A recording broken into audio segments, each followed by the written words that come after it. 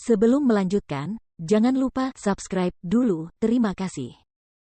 Bab 468 Rahasia Wu Ningzu. Jiang Chen tidak menyela, dia hanya menatap Wu Ningzu dengan tenang. Dari sorot matanya, Jiang Chen dapat melihat bahwa dia adalah seorang gadis yang punya cerita. Wu Ningzu menghela napas panjang, lalu mengangkat kepalanya dan menatap bulan yang cerah. Dia melangkah maju dan terus berbicara dengan suara yang begitu lembut sehingga hanya bisa didengar oleh dirinya sendiri. Penampilan yang cantik adalah kebanggaan terbesar seorang gadis. Namun, selama ini aku menyembunyikannya. Senyum masam muncul di bibir Wu Ningzu. Setelah itu, dia tampak seperti tenggelam dalam pikiran yang mendalam, seolah-olah dia baru saja mengingat masa lalu yang tak terlupakan. Matanya tampak kabur, dan dia tampak sangat cantik di bawah sinar bulan yang lembut. Wajahnya yang cantik tampak menyembunyikan sedikit rasa sakit.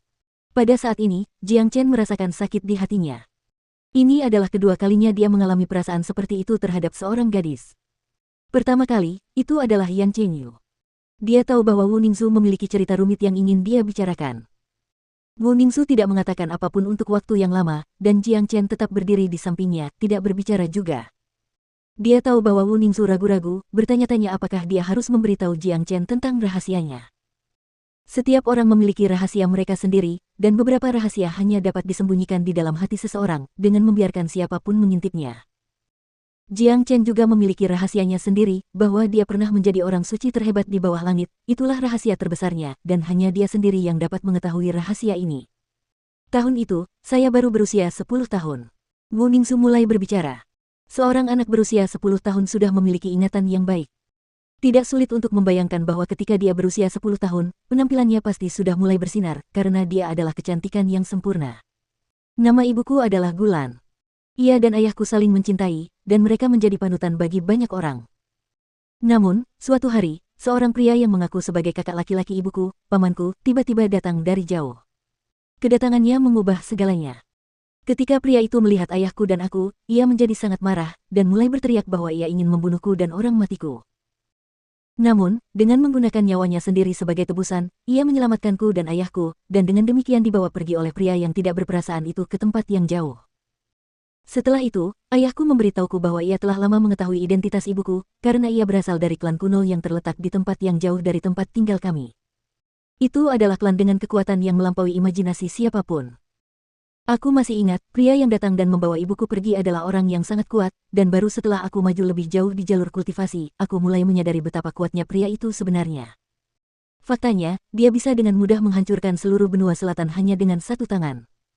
Wu Ningzu berkata, masih tenggelam dalam ingatannya sendiri. Setelah jeda sebentar, dia melanjutkan bicaranya, jadi, ibuku meninggalkan aku dan ayahku. Sejak hari itu, dia tidak pernah kembali. Sebelum dia pergi, dia berkata kepadaku, Ninger, saat kau mencari belahan jiwamu, carilah pria yang mencintaimu dan yang kau cintai.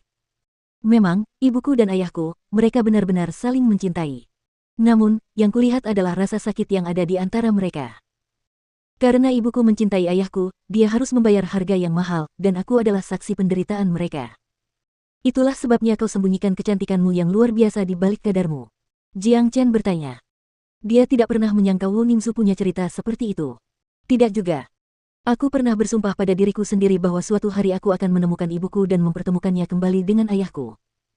Itulah sebabnya aku memusatkan seluruh perhatianku pada kultivasi, dan menyembunyikan wajahku di balik cadar.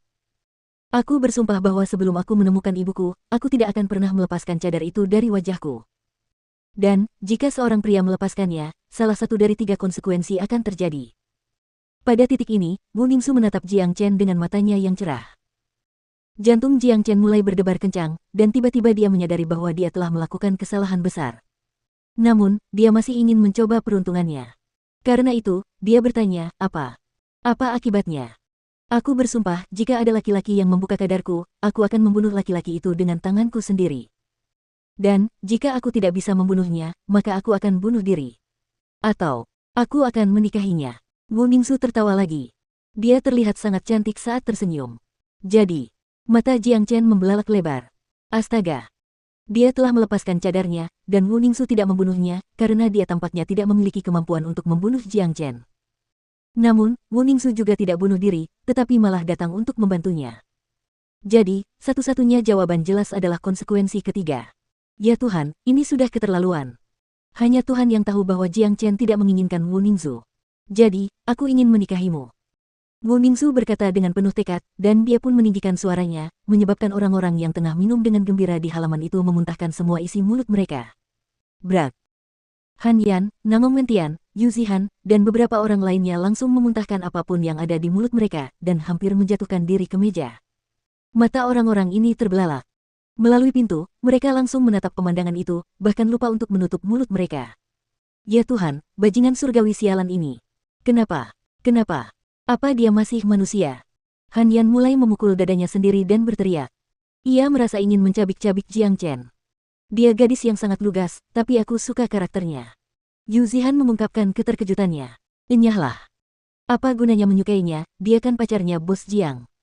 Tian Yishan langsung menamparkan bagian belakang kepala Yu Zihan. Ahem. Aku bilang aku suka karakternya, itu saja. Yu Zihan terbatuk ringan beberapa kali. Ini sungguh konyol.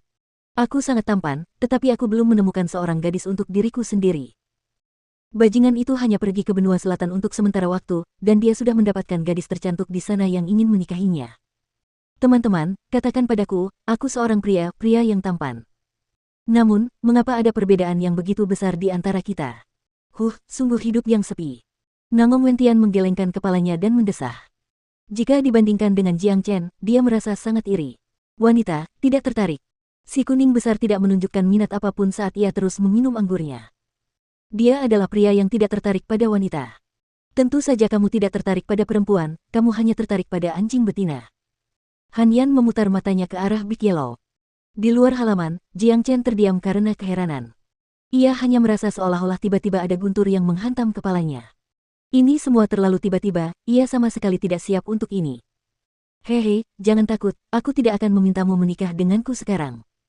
Wu Ningzu terkikik saat dia kembali ke perilaku normalnya. Aku tahu tentang hubungan antara kamu dan adik perempuan Little Yu, pasti sulit bagimu untuk langsung menerimanya. Namun, jangan khawatir, aku akan menunggu hari di mana kamu benar-benar jatuh cinta padaku. Kamu akan pergi ke benua ilahi, dan begitu juga aku. Aku yakin rumah ibuku ada di suatu tempat di benua ilahi. Cepat atau lambat, aku juga akan pergi ke sana. Wu Ningzu berkata, matanya penuh dengan tekad. Jiang Chen menatap wajah Wu Ningzu yang luar biasa, dan melihat kekeras kepalaannya. Rupanya, mereka berdua memiliki tujuan yang sama untuk mengunjungi benua ilahi. Dia hanya bisa membayangkan betapa sulitnya bagi Wu Ningzu untuk semua ini, dan dia hanya memiliki prestasinya saat ini sebagai jenius nomor 1 di benua selatan. Saat ini, dia berada di puncak alam jiwa tempur akhir, dan dengan bakatnya, menerobos ke alam raja tempur akan menjadi mudah. Yang dia butuhkan hanyalah katalisator. Kamu bilang nama ibumu Gulan. Jiang Chen tiba-tiba teringat nama ibu Wu Ningzu, dan dia tidak dapat menahan diri untuk mencoba memastikannya sekali lagi. Itu benar. Wu Ningzu menganggukkan kepalanya, tidak menyadari apapun. Gulan, keluarga Gu, mungkinkah dia dari keluarga Gu? Perasaan hormat tiba-tiba muncul di benak Jiang Chen. Keluarga Gu adalah keluarga kuno di benua ilahi. Mereka memiliki sumber daya yang kaya dan kuat, dan mereka memiliki pengaruh yang besar. Di kehidupan sebelumnya, Jiang Chen memiliki beberapa hubungan dengan mereka. Menurut apa yang baru saja dikatakan Wu Ningzu, Gulan berasal dari keluarga kuno, dan saudara laki-lakinya adalah pria yang sangat kuat yang memiliki kemampuan untuk menghancurkan benua selatan dengan satu tangan. Pria seperti itu mungkin adalah kaisar tempur. Ini adalah keluarga dengan banyak sejarah dan warisan.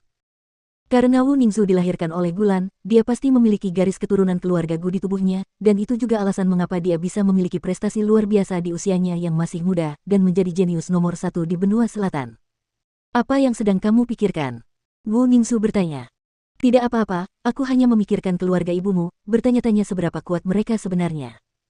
Jiang Chen mengangkat bahunya dengan santai. Dia tidak menceritakan apapun yang dia ketahui tentang keluarga Gu, karena jika dia menceritakannya, dia tidak akan bisa menjelaskan bagaimana seorang jenius dari benua timur yang belum pernah ke benua ilahi bisa tahu begitu banyak tentang kekuatan super benua ilahi, itu tidak masuk akal. Tepat pada saat ini, orang-orang dari keluarga Nangong mendekat dari jauh. Ketika mereka melihat Jiang Chen dan Wu Ningzu, mereka menangkupkan tangan dan memberi salam. Paman, kenapa kamu datang jam segini? Apa ada yang mendesak? Jiang Chen bertanya. Melihat keluarga Nangong ada di sini, Nangong Wentian dan yang lainnya meninggalkan halaman dan bergabung dengan mereka. Keponakan Jiang Chen, karena semuanya di benua timur sudah beres, kita harus segera kembali ke benua selatan. Kata Nangong Yunfan. Oh, mengapa terburu-buru? Jiang Chen merasa terkejut. Pada saat yang sama, Wu Ningzu tiba-tiba teringat sesuatu. Ia berkata, ya, apa yang dikatakan Kepala Nangong benar, kita harus pergi secepatnya. Istana Raja Iblis marah setelah Anda membunuh 4 penjaga mereka di kota matahari terbit. Karena itu, penguasa Istana Raja Iblis, Tuan Serigala Tempur dengan marah menyatakan perang terhadap Istana Sungai Mendalam. Ketika kita pergi, benua selatan telah jatuh ke dalam kekacauan, dan banyak kota diserang oleh pasukan besar iblis. Keamanan benua selatan dipertaruhkan, jadi kita harus bergegas kembali untuk membantu. Benar sekali. Meskipun Istana Sungai Mendalam dapat bertarung dengan Istana Raja Iblis, jumlah iblis di benua selatan terlalu banyak. Kami, keluarga Nangong juga harus berkontribusi dalam perang ini, kata Nangong Yunfan. Ini tidak bagus. Jiang Chen mengerutkan kening. Dia telah menyaksikan para iblis itu mengamuk di benua selatan. Sekarang setelah perang meletus antara para iblis dan manusia, tidak diragukan lagi itu akan menjadi perang berskala raksasa, dan banyak nyawa tak berdosa akan dikorbankan. Jiang Chen, dengan menggunakan namaku sendiri, aku ingin memintamu untuk datang ke benua selatan dan membantu kami. Wu Ningzu menatap mata Jiang Chen dengan ekspresi serius di wajahnya. Dia tidak mengundangnya atas nama gadis suci Istana Sungai Mendalam, sebaliknya, dia menggunakan namanya sendiri. Alasannya adalah benua selatan benar-benar membutuhkan bantuan tambahan, dan jika seorang pejuang perkasa seperti Jiang Chen dapat memberi mereka bantuan, Istana Raja Iblis tidak akan begitu menakutkan. Kedua, dia ingin melihat apakah dia memiliki pengaruh di hati Jiang Chen.